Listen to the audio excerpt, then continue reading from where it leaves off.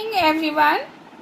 पिछला वीडियो में हम लोगों ने भाषा, लिपि एवं व्याकरण पढ़ा और व्याकरण में हम लोगों ने देखा कि व्याकरण वह शास्त्र है जिससे हम भाषा को शुद्ध रूप से बोलना, पढ़ना और लिखना सीखते हैं, या व्याकरण हमें भाषा को शुद्ध रूप से बोलने, पढ़ने और लिखने सिखाता है।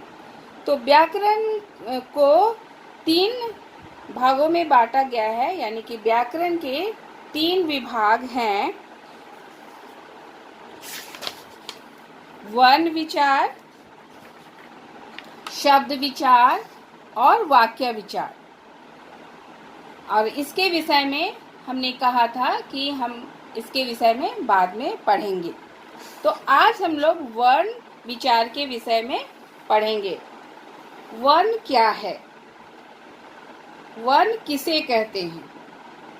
नीचे कक्षा में भी आप वर्ण की जानकारी प्राप्त कर चुके हैं। हम यहाँ पर आपको संक्षिप्त रूप में बतलाते हैं कि वर्ण वह ध्वनि है जिसके टुकड़े नहीं किए जा सकते। हम लोग छोटे बच्चे को देखते हैं, सबसे पहले वो माँ, भाई या फिर पापा बोलना नहीं सीखता है। वो मुंह से तरह की आवाजें निकालता है। तो उसी ध्वनि को लिखने के लिए कुछ चिन्ह बनाए गए हैं, उसे ही वर्ण कहते हैं। या फिर हम उसे इस तरह से कह सकते हैं कि वर्ण वह ध्वनि है जिसको लिखने के लिए जो चिन्ह बनाए गए हैं उसे ही वर्ण कहते हैं। तो वर्ण की परिभाषा हम इस तरह से लिख सकते हैं कि वर्ण भाषा की सबसे छोटी इकाई या ध्वनि है जिसके टुकड़े नहीं किए जा सकते, उसे हम वर्ण कहते हैं। वर्ण को क्रमशः सजाकर रखा गया है, उसे वर्णमाला कहते हैं। या फिर हम उसे इस तरह से कह सकते हैं, वर्णों के क्रमबद्ध एवं व्यवस्थित समूह को वर्णमाला कहते हैं। आगे हम देखेंगे, वर्णमाला को 2 भागों में बांटा गया है। वर्णमाला को 2 भागों में बांटा गया है। पहला है स्वर वर्ण और दूसरा है व्यंजन वर्ण। आप स्वर वर्ण और व्यंजन वर्ण पहचानते हैं। उन अक्षरों को आप लोगों ने नीचे क्लास से लिखना सीखा है। हम यहाँ पर आपको बता दें कि स्वर वर्ण किसे कहते हैं। स्वर वर्ण स्वतंत्र और आजाद होते हैं। इसे बोलने के लिए किसी दूसरे ध्वनि की सहारा नहीं लेनी पड़ती है, उसे हम स्वर वर्ण कहते हैं। और आप लोग जानते हैं कि स्वर वर्ण 11 है। तो हम लोगों ने नीचे कक्षा में पढ़ा है कि स्वर वर्ण कितने हैं? 11 है। और कौन कौन से हैं? अ, आ, ई, उ, ऋ, ए, ओ, औ, यानी कि 11 स्वर हैं।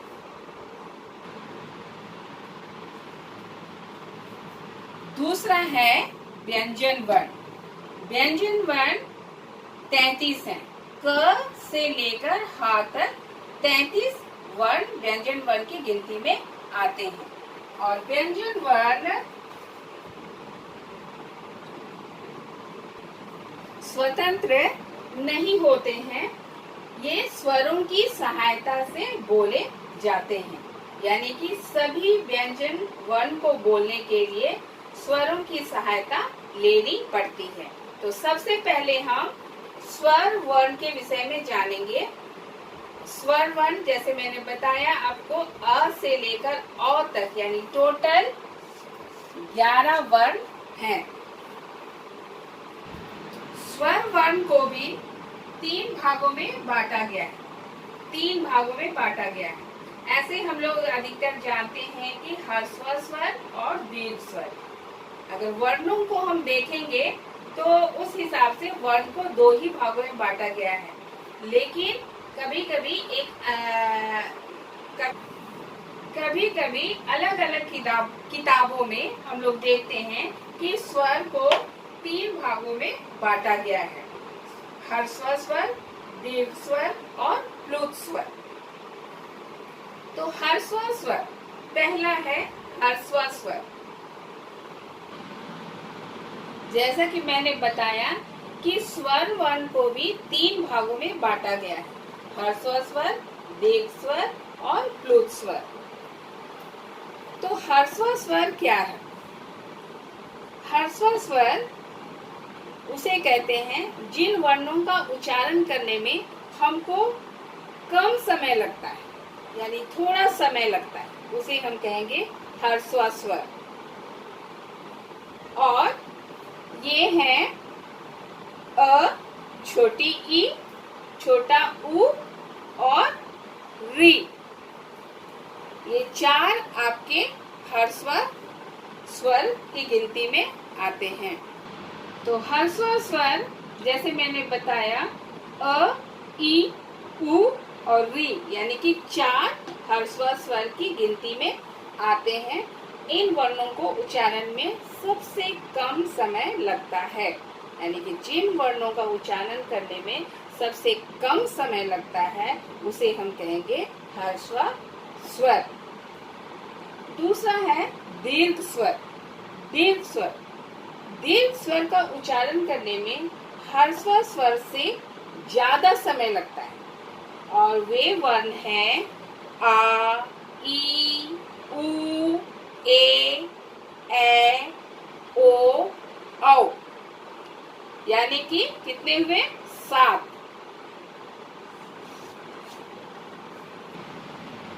तो इस तरह से ह्रस्व स्वर 4 हुए और दीर्घ स्वर 7 हुए, यानी 7 4 कितने हुए? 11 स्वर हुए। अब आपको लग रहा है कि प्लुत स्वर क्या है, क्योंकि स्वर तो 11 ही हैं और यहाँ पर ह्रस्व स्वर 4 है और दीर्घ स्वर 7 है, तो 11 हो गए। तो प्लुत स्वर में उन स्वर को रखा गया है जिनका उच्चारण करने के लिए इन दोनों स्वरों से 2 गुना समय लगता है, सबसे अधिक 2 गुना। ह्रस्व स्वर और दीर्घ स्वर से भी ज्यादा समय लगता है, उसे हम कहेंगे प्लुत स्वर। जैसे कभी कभी हम लोग किसी अक्षर के बीच में एस टाइप का देखते हैं, एस आकार का चिन्ह देखते हैं, तो वो ये चिन्ह स्वर को बहुत लंबा टान कर बोलना होता है, खींच कर बोलना होता है, जैसे ओम, राम। तो जैसा मैंने आपको बताया कि यह चिन्ह स्वर को खींचने के लिए दर्शाया जाता है, जैसे उसका उच्चारण ओम, राम इस तरह से किया जाता है। तो इस तरह से स्वर वर्ण के 3 भेद हुए, ह्रस्व स्वर, दीर्घ स्वर और प्लुत स्वर। हालांकि अब हम दूसरे भाग के विषय में देखेंगे व्यंजन वर्ण। मैंने जैसे आपको बताया कि व्यंजन वर्ण 33 है, क से ह तक, और व्यंजन वर्ण का उच्चारण करने के लिए हमें स्वर वर्ण की सहायता लेनी पड़ती है। व्यंजन वर्ण को भी 3 भागों में बांटा गया है। पहला है स्पर्श व्यंजन, दूसरा है अंतस्थ व्यंजन और तीसरा है ऊष्म व्यंजन। स्पर्श व्यंजन में हम देखते हैं क से लेकर म तक के अक्षर आते हैं, क से लेकर म तक के अक्षर आते हैं, यानी कि स्पर्श व्यंजन का उच्चारण जीभ मुख के किसी भी भाग को स्पर्श करके श्वास वायु से टकराकर निकलती है, उसे हम स्पर्श व्यंजन कहते हैं। और ये स्पर्श व्यंजन टोटल 25 है। यानी क से लेकर म तक सारे अक्षर को गिनेंगे तो हम देखेंगे कि ये 25 है। यानी कि स्पर्श व्यंजन कितने हैं? टोटल 25 है। तो सभी स्पर्श व्यंजन में 5 अक्षर आते हैं, जैसे क, ख, ग, घ, ङ। तो इनको इनके पहले अक्षर के अनुसार उनका नाम दिया गया है, जैसे कि क वर्ग, च वर्ग, ट वर्ग, त वर्ग और प वर्ग। और इस तरह से हर एक वर्ग में 5 अक्षर आते हैं। और इन पहला क वर्ग का उच्चारण स्थान है कंठ। च वर्ग का उच्चारण स्थान है तालु। ट वर्ग का उच्चारण स्थान है मूर्धा। और त वर्ग का उच्चारण स्थान है दंत। और प वर्ग का उच्चारण स्थान है ओष्ठ, यानी कि ओठ। दूसरा हम देखेंगे अंतस्थ व्यंजन। ये कुल 4 हैं, य, र, ल, व। और तीसरा है ऊष्म व्यंजन, श, श, स और ह। ये ऊष्म व्यंजन हैं। ऊष्म यानी कि गर्म। इनके उच्चारण करने में घर्षण से एक गर्मी निकलती है, इसलिए इसे हम कहते हैं ऊष्म व्यंजन। नीचे कक्षाओं में जब भी हम लोगों को व्यंजन वर्ण लिखने के लिए बोला गया है तो हम लोगों ने क से ह तक तो लिखा ही है। इसके अलावा हम लोग ये 4 वर्णों को भी लिखते आए हैं, अक्ष, त्र, ज्ञ और श्र। व्यंजन वर्ण में हम कहते हैं कि 33 वर्ण है और हम इनको भी लिखते हैं, अक्ष, त्र, ज्ञ, श्र भी लिखते हैं। 4 वर्ण और बढ़ाकर लिखते हैं। तो इनको व्यंजन की गिनती में नहीं रखा गया है, क्योंकि ये 2 वर्णों के मेल से बने होते हैं, इसलिए इसे संयुक्त व्यंजन वर्ण कहते हैं। इन्हें व्यंजन वर्ण की गिनती में नहीं रखा गया है, क्योंकि ये 2 अक्षरों के मेल से बने हैं, इसलिए ये संयुक्त व्यंजन वर्ण हैं। अक्ष क और मूर्धन्य श के मेल से बना है, त्र, त और र के संयोग से बना है, ज्ञ, ज और इ के योग से बना है, और श्र, तालव्य श और र के योग से बना है। ये आप नीचे कक्षाओं में भी इसके विषय में पढ़ चुके हैं। तो संयुक्त व्यंजन वर्ण को हम विशेष संयुक्त व्यंजन भी कर सकते हैं, क्योंकि ये वर्णमाला में लिखे हुए हम पाते हैं, इसलिए ये विशेष संयुक्त व्यंजन है। इसके अलावा भी कुछ संयुक्त व्यंजन है जिसको कि हम लोग देखेंगे। आगे देखेंगे कुछ अलग तरह के संयुक्त व्यंजन, जिसमें है द्वित्व संयुक्त व्यंजन। द्वित्व यानी कि 2 समान व्यंजनों के मेल से बने अक्षर को हम द्वित्व संयुक्त व्यंजन कहेंगे। जैसे च च, क क, स और त। तो ये आप देख रहे हैं कि 2 समान व्यंजनों के मेल से बने हैं। और जैसे हम लोग बनाते हैं बच्चा, कच्चा, चक्का, छक्का, रस्सी, मस्सा, कुत्ता, पत्ता। इस तरह से हम लोग द्वित्व संयुक्त व्यंजन से शब्द बनाते हैं।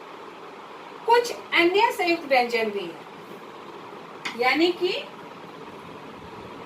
जैसे प य क य क त व य, यानी कि यहाँ पर दो अलग अलग व्यंजन मिलकर संयुक्त अक्षर बने हैं।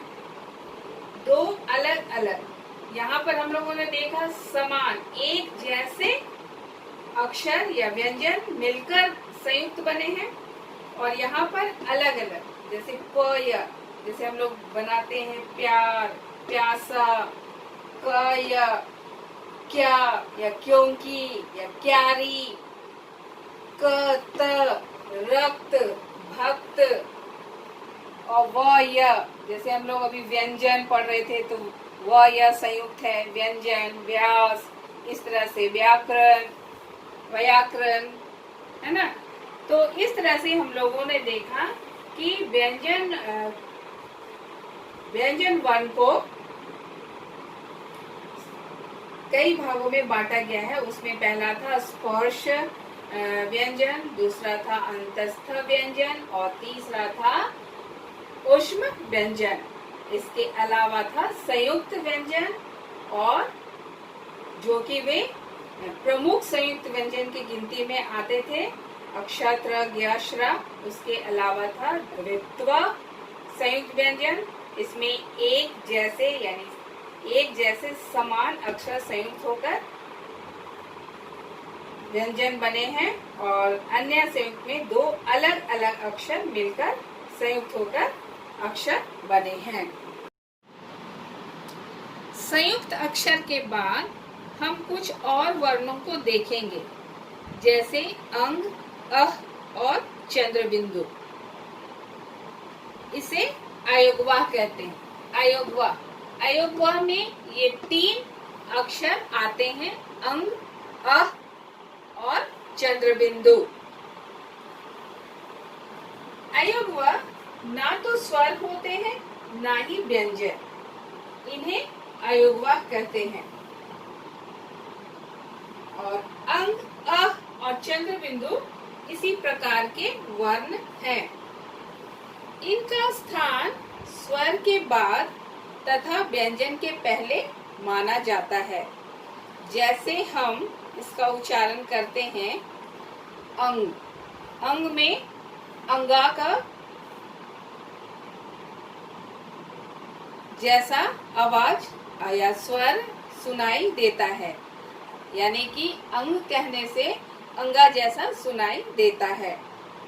उसी प्रकार अह का उच्चारण करते हैं तो यह ह की तरह सुनाई देता है। तो सबसे पहले हम अंग के विषय में देखेंगे। अंग, अंग को अनुस्वार कहते हैं, और इसका उच्चारण नाक से होता है, और इसका चिन्ह इस तरह से होता है, बिंदु के समान, यानी बिंदी के समान। और ये चिन्ह किसी भी व्यंजन के ऊपर बिंदु या बिंदी के समान लगाया जाता है। जो अंग, इया, ण, न और म का ही रूप है, यानी कि जो बिंदी हम लगाते हैं वो इन 5 वर्णों का ही रूप है, जिसे हम पंचम वर्ण के नाम से जानते हैं। जैसे मैंने यहाँ पर कुछ शब्द बनाया है, कंगन, चंचल, झंडा, बंदर और चंपा। यहाँ पर क के ऊपर जो बिंदु लगा है, च के ऊपर जो बिंदु लगा है, झ के ऊपर जो बिंदु लगा है, और ब के ऊपर जो बिंदु लगा है, और यहाँ पर फिर च के ऊपर जो बिंदु लगा है, इन 5 वर्णों का ही रूप है। तो इन 5 वर्णों को पंचम वर्ण क्यों कहा जाता है? जैसा कि मैंने आप लोगों को इसके पहले बताया कि स्पर्श व्यंजन को 5 भागों में बांटा गया है, क वर्ग और च वर्ग, ट वर्ग, त वर्ग और प वर्ग। तो हर एक वर्ग का ये पांचवा वर्ण है, यानी क वर्ग का पांचवा वर्ण अंगा है। च वर्ग का पांचवा वर्ण इया है और ट वर्ग का पांचवा वर्ण अना है और ता वर्ग का पांचवा वर्ण न है और पा वर्ग का पांचवा वर्ण मा है। यानी प्रत्येक वर्ग का पांचवा वर्ण और ये कुल टोटल 5 वर्ण है। प्रत्येक वर्ग का पांचवा वर्ण है ये और ये कुल टोटल 5 वर्ण है, इसलिए इन्हें पंचम वर्ण कहा जाता है। अब हम दूसरा देखेंगे अह। इसका उच्चारण ह की तरह होता है अह, और ये इसका चिन्ह हम किसी भी व्यंजन के अंत में लगाते हैं। किसी भी व्यंजन अक्षर के अंत में हम लगाते हैं इस तरह से चिन्ह हम लगाते हैं अह का चिन्ह। और ये संस्कृत से आए कुछ तत्सम शब्दों में लगता है, यानी संस्कृत के वे शब्द जो बिना बदलाव के हिंदी शब्द में प्रयोग हुए हैं उसे हम तत्सम शब्द कहते हैं। जैसे अतः, क्रमशः, शनैः, ये संस्कृत के शब्द हैं जो हिंदी में ज्यों के त्यों प्रयोग हुए हैं और उनमें हम विसर्ग का चिन्ह इस तरह से लगाते हैं।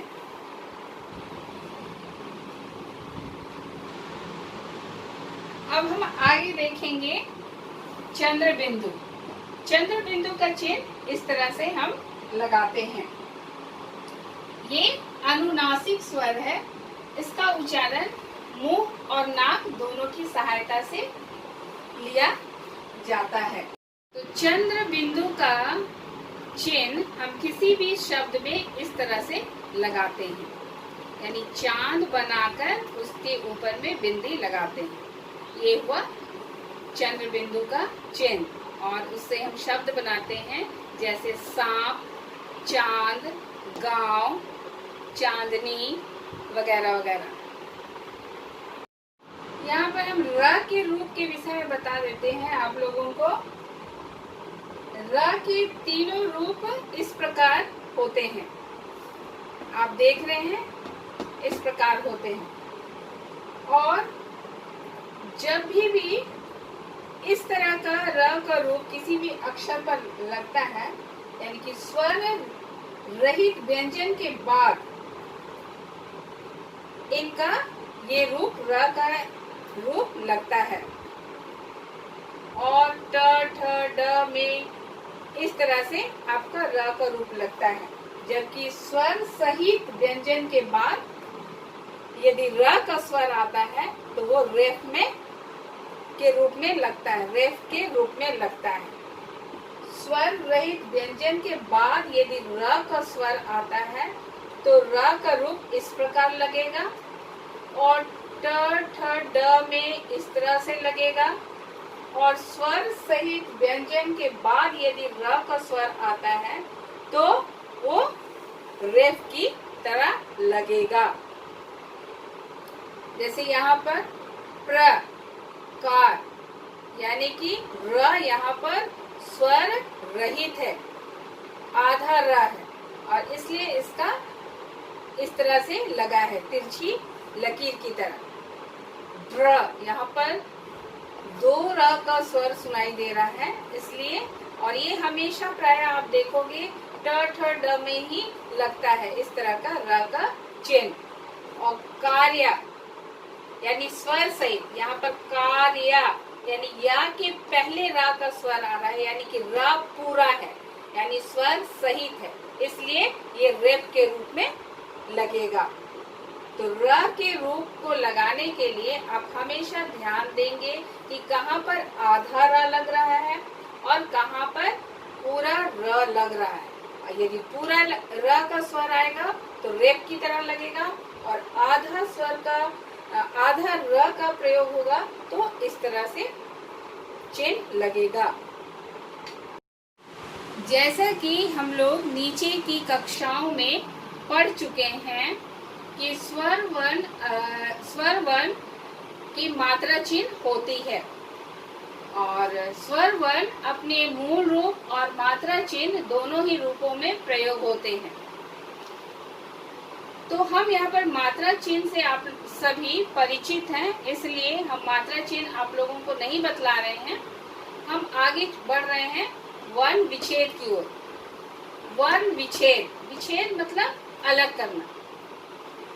तो हम यहाँ पर बतला दें कि वर्ण का विच्छेद नहीं होता है, क्योंकि वर्ण भाषा की सबसे छोटी इकाई है, सबसे छोटी ध्वनि है जिसके टुकड़े नहीं किए जा सकते। हम पढ़ चुके हैं, तो हम उसको अलग कैसे करें? तो वर्ण का विच्छेद नहीं होता है। वर्णों के मेल से जो शब्द बनते हैं हम उनका विच्छेद कहते हैं, और वही वर्ण विच्छेद कहलाता है। जैसे हम यहाँ पर एक शब्द लिए हैं तितली। तितली में कौन कौन से वर्ण आए हैं या किन वर्णों के मेल से तितली शब्द बना है उसको हम देखेंगे। त जोड़ ई जोड़ त जोड़ अ जोड़ ल जोड़ बड़ी ई, तितली। यानी इन वर्णों के मेल से शब्द बना है तितली। त में छोटी ई है इसलिए त में छोटी ई, फिर त में अ स्वर है तो त जोड़ अ, फिर ल में बड़ी ई की मात्रा है इसलिए ल जोड़ बड़ी ई, और इस तरह से बनी है तितली। तो इस तरह से हम वर्ण विच्छेद करेंगे। दूसरा है छाता। छ में अ, ता में आ, छाता। तो इनका वर्ण विच्छेद इस तरह से होगा। छ जोड़ आ जोड़ त जोड़ आ, छाता। उसी प्रकार हो गया भूगोल। भ में उ तो भ जोड़ उ, ग में ओ तो ग जोड़ ओ, और ल तो ल जोड़ अ, भूगोल। तो इस तरह से वर्णों को हम विच्छेद करेंगे और इसे ही वर्ण विच्छेद कहते हैं। यानी वर्णों के अलग करने की क्रिया को वर्ण विच्छेद कहते हैं। और ये हमेशा याद रखेंगे कि वर्ण का विच्छेद नहीं होता है, लेकिन वर्णों के मेल से जो शब्द बने होते हैं उन वर्णों को हमको विच्छेद करना है, और उसे ही वर्ण विच्छेद कहते हैं।